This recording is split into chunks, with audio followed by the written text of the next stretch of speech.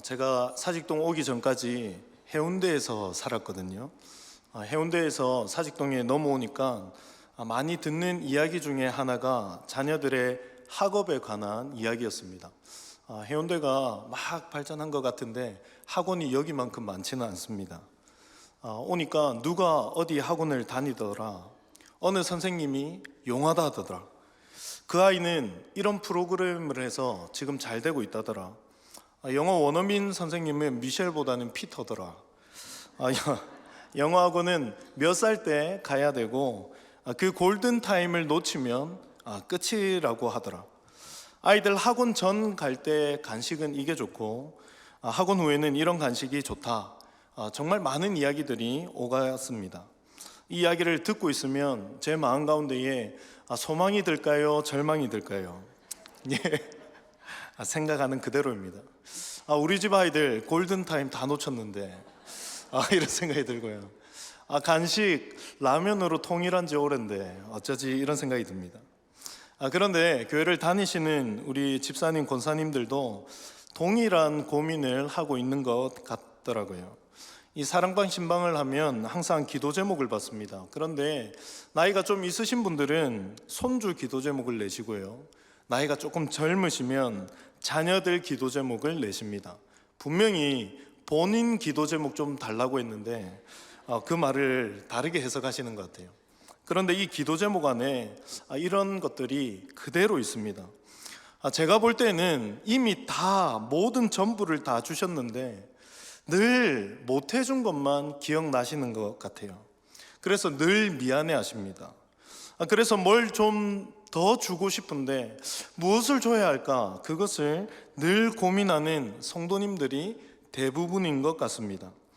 그래서 저는 오늘 말씀을 통하여서 우리 자녀들에게 가장 필요한 것이 무엇인지, 그리고 자녀들을 대하는 우리의 태도들, 믿음의 부모들의 태도는 어때야 하는지를 말씀을 통하여 나누어 보고자 합니다.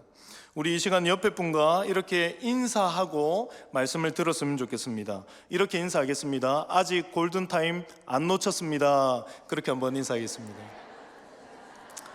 네, 말씀 잘 들으시면 소망이 있습니다. 사무엘상 2장 12절부터 마지막 절 36절까지는 사실 대부분 엘리의 아들들에 관한 이야기입니다. 그런데 오늘 본문인 18절에서 21절 이 네 구절에만 한나와 사무엘 이야기가 갑자기 등장합니다. 그러면서 엘리와 한나의 차이점을 아주 강렬하게 대조해서 비춥니다. 이 부모의 양육 태도가 그 아이들을 어떻게 자라가게 하고 또 어떻게 쓰임받게 하는지를 잘 나타내는 본문이기도 합니다. 이 말씀을 보면 엘리와 한나가 딱 한 가지에 있어서 전혀 다른 태도를 취하고 있는 것을 우리가 발견하게 됩니다. 그것은 누가 사교육비를 많이 쓰고 누가 최신 정보를 얻어서 이 제사장 훈련을 잘 받겠느냐 못 받겠느냐 그런 것이 아닙니다. 바로 죄에 대한 태도입니다. 죄의 문제에 있어서 부모 자신과 자녀들이 어떠한 태도를 보이는가, 여기에 차이점이 있습니다. 여러분, 왜 이것이 그렇게 중요할까요? 하나님의 백성들에게 있어서 죄는 치명적이기 때문입니다. 죄에 계속 노출되면 우리는 하나님과의 관계가 단절되고 하나님과 전혀 상관없는 인생을 살아가게 됩니다. 이것이 죄의 치명적인 영향력입니다. 저는 초등학교를 이 바로 옆 동네인 초읍에서 나왔습니다. 초읍 초등학교를 졸업했는데요, 이 학교의 모든 소풍은 무조건 초읍 어린이 대공원입니다. 변하지를 않았습니다. 그래서 학교를 졸업할 때쯤이면 어린이 대공원 10만위로 취직할 수 있다, 이런 이야기가 전설과 같이 있었습니다. 그런데 소풍을 가면요, 꼭 위아래로 흰색 옷을 입고 오는 친구들이 있었습니다. 뽐을 내려고요. 한껏 멋을 내고 오긴 왔는데 뭔가 불편해 보입니다. 앉을 때도 불편하고 뛰어놀 때도 불편해 보입니다. 밥을 먹을 때도 이게 밥을 먹는 건지 포즈를 취하는 건지 잘 모르겠습니다.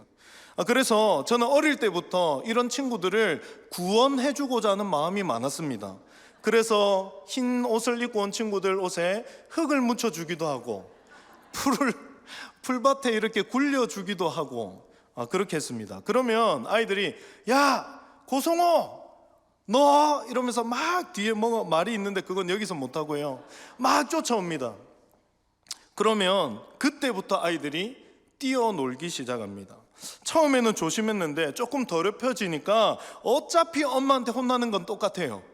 그래서 이래도 혼나고 저래도 혼나는 거 에라이 모르겠다고 그냥 막 휘젓고 다닙니다. 그런데요 죄가 딱 이렇습니다. 제가 처음에 우리에게 손짓해 올 때는 우리가 경계합니다. 조심합니다. 그런데요 한번 묻히고 나면, 한번 노출되고 나면 무서운 속도로 감염됩니다. 죄가 무서운 것이 죄로 물들면 죄의 심각성에 대해서 망각하기 시작합니다. 죄에 대해서 의식하지 못하게 됩니다. 무엇이 죄인지 알지 못하게 됩니다. 그래서 무서운 것이죠. 하나님을 믿는다고 합니다. 그런데 일상을 보면 하나님을 전혀 의식하지 않고 살아갑니다. 하나님 없어도 하루하루 살아가는데 전혀 불편함이 없습니다. 그렇게 하나님 없이도 잘 살 수 있다, 그것을 속이는 것이 무엇입니까? 바로 죄입니다. 그런데 오늘 한 사람은 이 죄에 대해서 매우 민감하게 반응하고, 또 다른 한 사람은 매우 무디게 둔감하게 반응합니다. 먼저 엘리의 두 아들 홈리와 비느하스를 한번 보겠습니다. 이들은 이스라엘의 위대한 제사장이었습니다. 이스라엘에게 제사장 직분은 하나님께서 주시는 직분이기 때문에 하나님께서 세우시는 것이기에 매우 위대하게, 그렇게 매우 중요하게 생각했습니다. 그런데 그런 제사장이 오늘 읽진 않았지만 12절에서 17절까지 말씀을 보면 아주 비열하고 더러운 사람들로 등장하는 것을 볼 수 있습니다. 이들은 하나님을 두려워하지 않고 제사를 더럽힙니다. 한두 번 재미삼아 제사를 더럽혔는데 하나님께서 아무런 벌도 내리지 않습니다. 하나님께서 살아계신다면 이쯤 정도 되면 내 팔이 부러지거나 내 다리가 부러져야 되는데 아무 제재가 없는 거예요. 그러니 대놓고 죄를 저지릅니다. 이들은 제사를 자신들을 위한 것이라고 생각했던 것 같습니다. 여러분, 예배가 무엇입니까? 잘 아시는 것처럼 예배는 내 기쁨과 내 만족을 위한 것이 아니지요. 예배는 하나님께서 우리를 구원하신 은혜에 대해 우리가 표현하는 방법입니다. 하나님께 찬양과 기도를 올려드리고 말씀 앞에 내 삶을 다시 교정받아서 내 삶을 통하여 기쁨과 감사를 하나님께 올려드리는 것, 그것이 예배입니다. 그런데 이들은 왜 이렇게 했던 것일까요? 12절이 그 아이들이 그렇게 자라난 이유를 잘 설명하고 있습니다. 12절 말씀입니다. 엘리의 아들들은 행실이 나빠 여호와를 알지 못하더라. 본문에 알지 못하더라 라는 말은 여호와에 관한 지식이 하나도 없었다, 그런 의미가 아닙니다. 어릴 때부터 이들은 수없이 하나님에 대해서 들었습니다. 하나님에 대해서 공부했습니다. 하나님을 그런데 인격적으로는 만나지 못했던 거지요. 나의 하나님이 없는 것입니다. 성전에 오래 살았습니다. 아버지를 이어서 제사장이 되었습니다. 하나님을 듣긴 들었습니다. 많이 배웠습니다. 그런데 지금 나와 함께 하시는 하나님을 인격적으로 경험하지 못하니 그들은 시간이 지나면 지날수록 하나님 앞에 냉랭한 사람이 되어버리고 만 것이지요.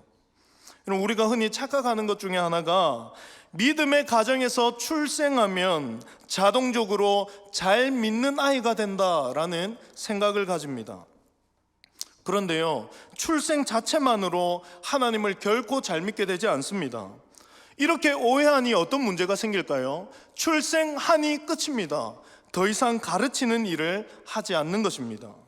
어떤 분들은 아이가 일주일에 한 번씩만 1시간 정도 교회를 가면 되는 것처럼 생각합니다. 교회라고 불리는 영성학원에 헌금이라는 회비를 가지고 보내는 것이죠. 그런데 자녀가 하나님을 바로 믿지 않으면 어떻게 되겠습니까? 학원, 교회 탓인 겁니다. 담당 교사가, 교역자가 무능력해서 그렇다라고 생각하기도 합니다. 여러분, 다 그런 것은 아니지만 기독교의 대수가 길어질수록 교회 다니는 것 이꼴 하나님을 믿는 것이라고 오해하는 분들이 많이 있습니다. 여러분, 그런데 전혀 그렇지 않습니다. 지속적으로 가르쳐야만 합니다. 여러분, 신앙교육은 교회에서 점검받고 집에서 이루어져야 하는 것입니다. 죄가 무엇인지, 복음이 무엇인지, 믿음이 무엇인지, 헌신의 기쁨이 무엇인지, 예배가 무엇인지, 예배를 드릴 때 어떻게 해야 되는지, 하나님께서 기뻐하시는 삶의 태도는 어떤 태도인지 부모가 자녀에게 가르쳐야 하는 것입니다. 여러분, 올해는 유독 주말을 낀 연휴가 참 많았습니다. 믿음의 성도들은 와, 황금 연휴다, 어디로 가지? 어디를 예약해야 되지? 그래야 될까요? 아닙니다. 세상 사람들은 다 놀러 가는데 우리는 성도로서 주일을 어떻게 더 잘 지킬 수 있을지를 자녀와 고민하고 가르쳐야 하는 것입니다. 월요일이 휴일입니다. 그러면 주일날 늦게까지 아이들과 나누지 못하였던 말씀을 나누어야 합니다. 혹시 신앙생활하면서 진짜 너의 하나님을 만난 경험이 있니? 물어봐야 됩니다. 기도를 어떻게 하고 있는지, 기도하면서 어려움은 없는지, 말씀을 듣고 있는데 그 말씀이 이해되지 않는 건 없는지 물어봐야 되는 겁니다. 토요일을 쉰다면 금요 기도회에 자녀와 함께 나와야 됩니다. 부모가 예배 드리는 모습을 여기 있는 분들은 다 보고 크시지 않으셨습니까? 공동체가 기도하는 모습을 보여줘야 합니다. 가르쳐야 합니다. 문제가 생겼을 때에 하나님 앞에 무릎 꿇고 울고 불고 하는 그 모습을 가르쳐야 된다라는 겁니다. 그런데요, 엘리가 그렇게 하지 않습니다. 그러니 이런 부모의 태도를 보고 자란 아이들이 어떻게 합니까? 13절부터 16절까지 말씀을 보면 엘리 아들의 온갖 비리가 다 나옵니다. 제사의식은 그 기준을 율법에 다 정해놓았습니다. 하나님께서 만드셨습니다. 그런데 하나님에 대한 두려움이 없으니 어떻게 합니까? 기름을 막 가져갑니다. 생고기를 가져갑니다. 갈고리로 빼가는 것, 그것 여사로 여깁니다. 하나님을 만나지 못하니 예배는 그저 자기 욕망을 채우는 하나의 수단과 도구가 되어버렸습니다. 나중에 더 대담해져서 어떻게 하냐면 성전에 봉사하는 여인들에게까지 손을 댑니다. 여러분, 어떻게 이럴 수 있습니까? 제사장 가문입니다. 아버지가 제사장이고요, 자신들도 지금 제사장이에요. 그런데 어떻게 여기까지 갈 수 있습니까? 여러분, 제가 그렇게 만듭니다.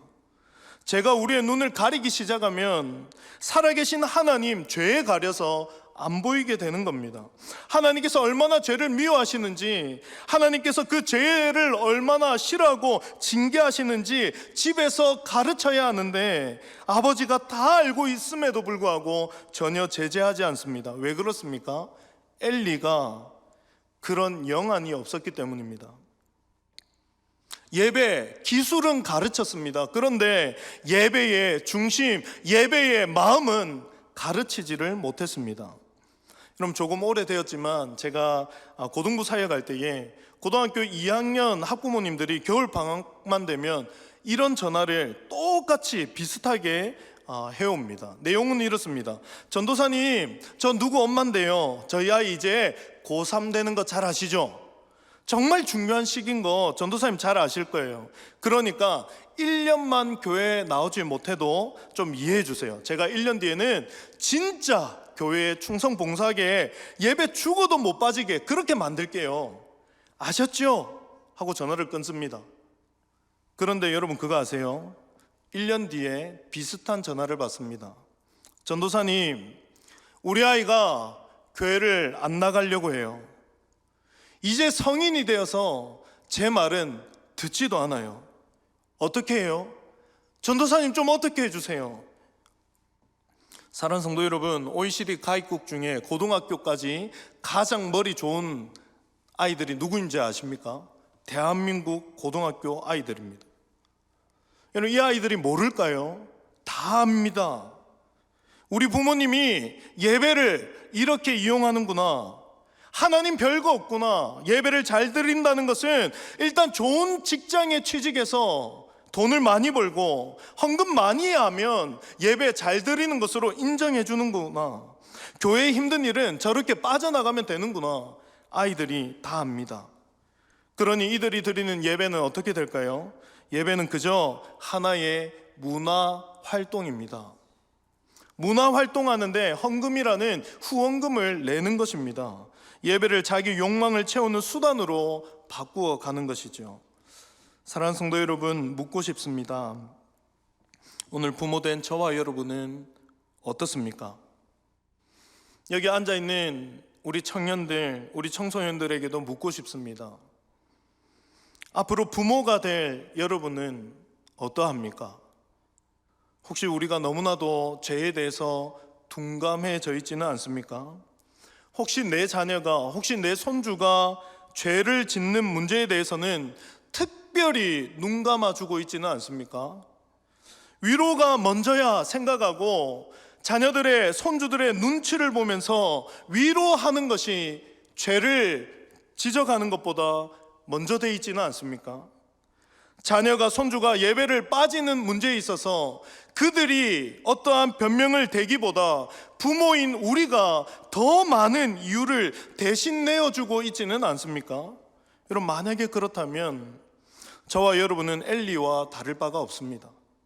우리 밑에 있는 자녀들이 홈리와 비느하스처럼 되는 것은 시간 문제인 것이에요. 여러분, 그런데요, 성경이 참 재미있습니다.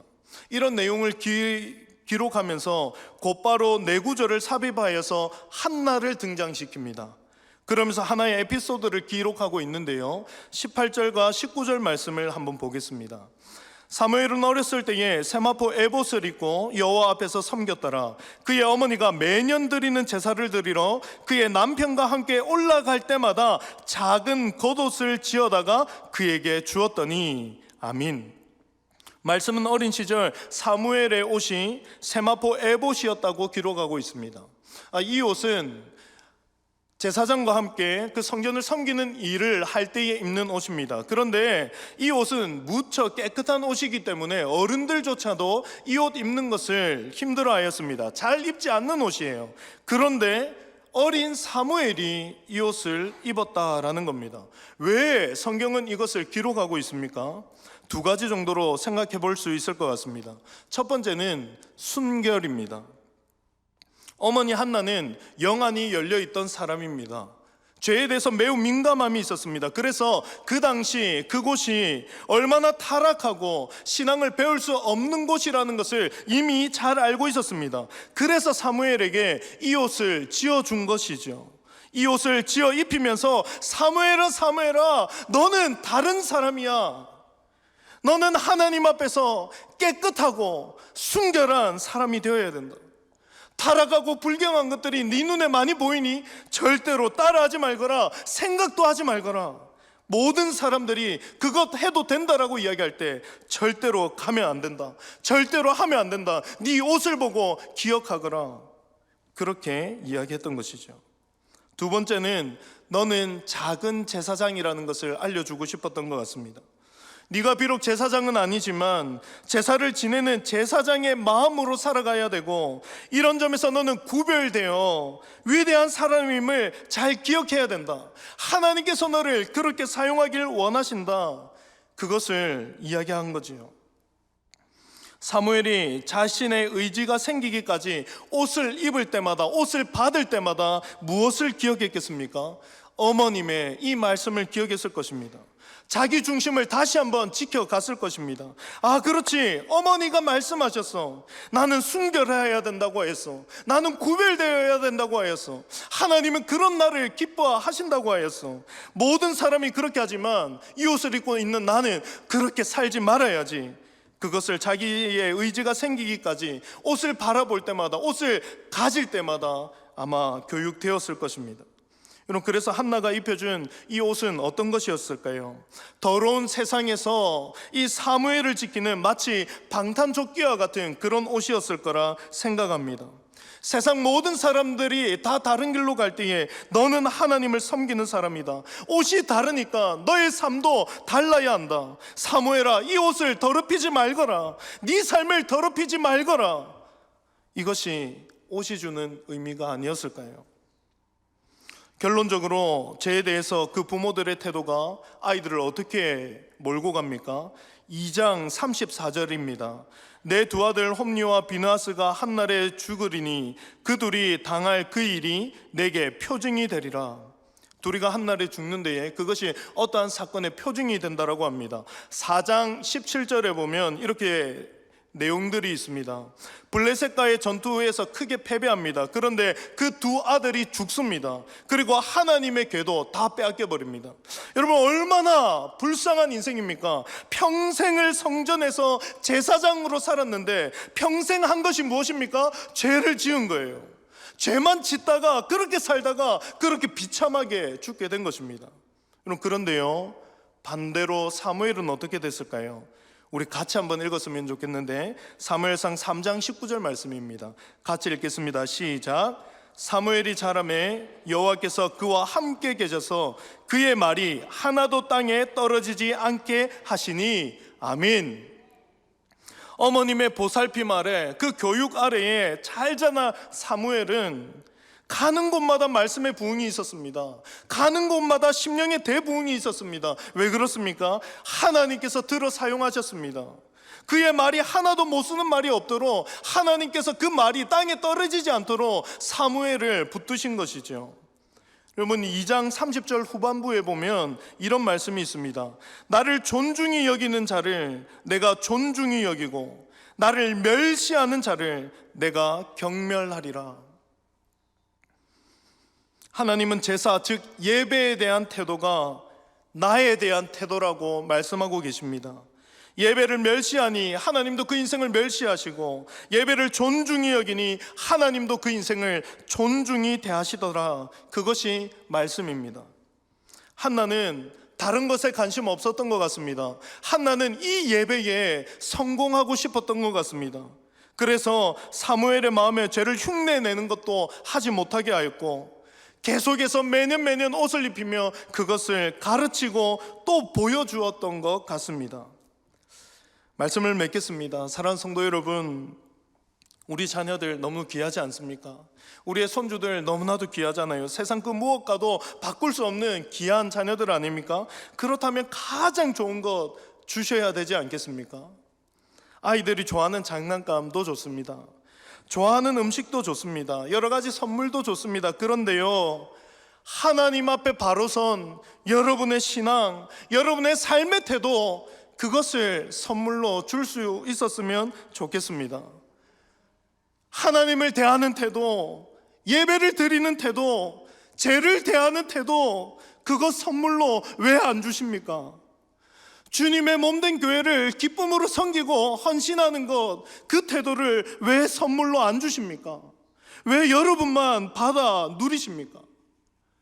자녀들이 복받기를 원하지 않으세요? 자녀들의 말이 땅에 하나도 떨어지지 않는 것 여러분 원하시지 않습니까? 여러분, 그렇다면 삶에서 믿음으로 선택하며 때로는 손해가 오더라도 그것과 상관없이 기뻐할 수 있다라는 그 삶의 태도를 우리 자녀들에게 선물로 줘야 됩니다. 그것이 가장 좋은 선물인 줄 믿습니다. 여러분, 예배는 스킬이 아니라는 것을 선물로 주십시오. 예배의 마음을, 예배의 중심을 알려주십시오. 우리 찬양대, 이 찬양의 기쁨을 우리의 다음 세대에게 전수해 주십시오. 인생의 성공과 실패는 내가 무엇을 가진 것, 내가 소유하고 있는 것, 거기에 달려있는 것이 아니라 네가 하나님을 인격적으로 만났느냐 못 만났느냐 거기에 있다라는 것, 여러분 그렇게 살아오셨잖아요.